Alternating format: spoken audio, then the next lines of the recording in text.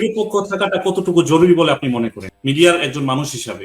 আমি তো নিরপেক্ষ ছিলাম, কিন্তু তারপরে তো আমাকে কিছু করতে দেওয়া হয়নি। এরা হচ্ছে কি, হাসিনা এতটাই ওদের অগ্রাধিকার দিছে যে ওরা পায়ের উপর পা তুলে বঙ্গভবনে, এইবার তো আমি দেখি নাই 16ই ডিসেম্বরে, আমরা তো তার আগে দেখি নাই।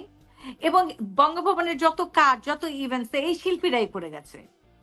তুমি দেখো ভারত আর বাংলাদেশ মিলে যে মানে মেলা হয়েছিল, তারপরে কোলাবোরেশন হয়ে যে মিডিয়া করা হবে, কোথায়? আমরা তো সেখানে দাওয়াত পাই নাই।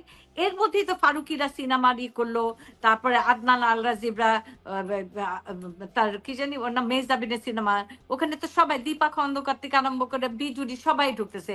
এরা কি ফ্যাসিস্ট গভর্নমেন্টের সময় এই সুবিধা নেয় নাই?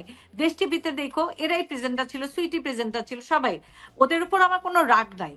ওরা টাকা বানাইছে, খুবই ভালো কথা, খুবই ভালো কথা, টাকা তো বানাইতে পারছে, কিন্তু ওদের এটাও উচিত ছিল আমাদের কাজ দেওয়া।